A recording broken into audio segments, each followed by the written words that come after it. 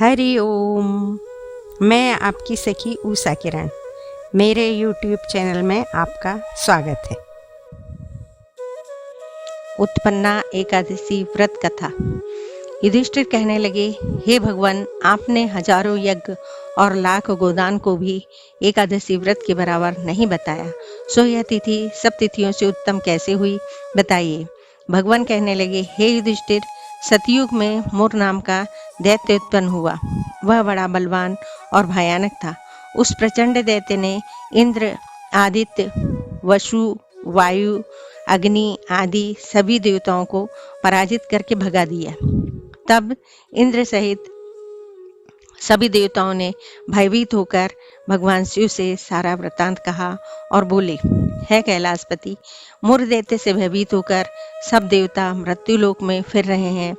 तब भगवान शिव ने कहा, हे देवताओं, तीनों लोकों के स्वामी, भक्तों के दुखों का नाश करने वाले भगवान विष्णु की शरण में जाओ। वे ही तुम्हारे दुखों को दूर कर सकते हैं। शिवजी के ऐसे वचन सुनकर सभी देवता क्षीर सागर में पहुंचे। वहां भगवान को शयन करते देख हाथ जोड़कर उनकी स्तुति करने लगे कि हे देवताओं द्वारा स्तुति करने योग्य प्रभु, आपको बारंबार नमस्कार है। देवताओं की रक्षा करने वाले मधुसूदन, आपको नमस्कार है। आप हमारी रक्षा करें।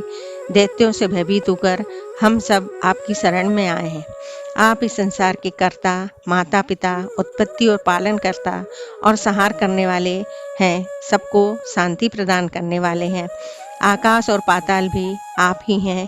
सबके पितामह ब्रह्मा, सूर्य, चंद्र, अग्नि, सामग्री, होम, आहुति, मंत्र, तंत्र, जप, यजमान, यज्ञ, कर्म, कर्ता, भोक्ता भी आप ही हैं।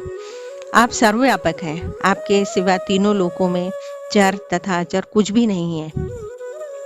हे भगवान, दैत्यों ने हमको जीतकर स्वर्ग से भ्रष्ट कर दिया है। हम सब देवता इधर उधर भागे भागे फिर रहे हैं। आप उन दैत्यों से हम सबकी रक्षा करें। इंद्र के ऐसे वचन सुनकर भगवान विष्णु कहने लगे, हे इंद्र, ऐसा मायावी दैत्य कौन है जिसने सब देवताओं को जीत लिया है? उसका नाम क्या है? उसमें कितना बल है? किसके आश्रय में है तथा उसका स्थान कहाँ है? यह सब मुझसे कहो। भगवान के ऐसे वचन सुनकर इंद्र बोले, भगवान, प्राचीन समय में एक नाड़ी जंग नामक राक्षस था। उसके महापराक्रमी और लोक विख्यात मुर नाम का एक पुत्र हुआ। उसकी चंद्रावती नाम की नगरी है। उसी ने सब देवताओं को स्वर्ग से निकालकर वहां अपना अधिकार जमा लिया है। उसने इंद्र, अग्नि, वरुण, यम, वायु, ईश, चंद्रमा, नैऋत्य आदि सबके स्थान पर अधिकार कर लिया है। सूर्य बनकर स्वयं प्रकाश करता है, स्वयं ही मेघ बनकर बैठा है और सबसे अजय है। हे असुर निकंदन, उस दुष्ट को मारकर देवताओं को अजय बनाइए। यह वचन सुनकर भगवान ने कहा, हे देवताओं, मैं शीघ्र ही उसका संहार करूंगा। तुम चंद्रावती नगरी जाओ। इस प्रकार कहकर भगवान सहित सभी देवताओं ने चंद्रावती नगरी की ओर प्रस्थान किया। उस समय जब दैत्य मुर सेना सहित युद्ध भूमि में गरज रहा था, उसकी भयानक गर्जना सुनकर सभी देवता भय के मारे चारों दिशाओं में भागने लगे। जब स्वयं भगवान रणभूमि में आए तो दैत्य उन पर भी अस्त्र शस्त्र आयुध लेकर दौड़े। भगवान ने उन्हें सर्प के समान अपने बाणों से बीध डाला। बहुत से दैत्य मारे गए, केवल मुर बचा रहा।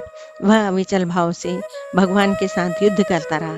भगवान जो भी तीक्ष्ण बाण चलाते, वह उसके लिए पुष्प सिद्ध होता। उसका शरीर छिन्न भिन्न हो गया, किंतु वह लगातार युद्ध करता रहा। दोनों के बीच मल्लयुद्ध भी हुआ।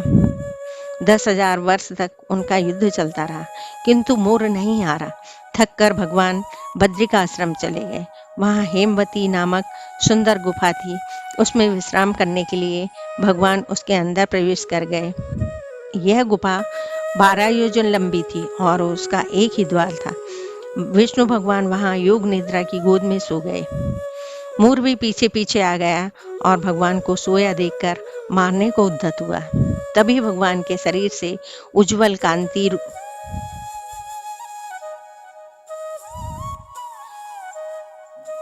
कांतिमय रूप वाली देवी प्रकट हुई। देवी ने राक्षस मोर को ललकारा, युद्ध किया और उसे तत्काल मौत के घाट उतार दिया। श्री हरि जब योग निद्रा की गोद से उठे तो सब बातों को जानकर उस देवी से कहा कि आपका जन्म एकादशी के दिन हुआ है, अतः आप उत्पन्ना एकादशी के नाम से पूजित होंगी। आपके भक्त वही होंगे जो मेरे भक्त हैं। जय श्री हरि।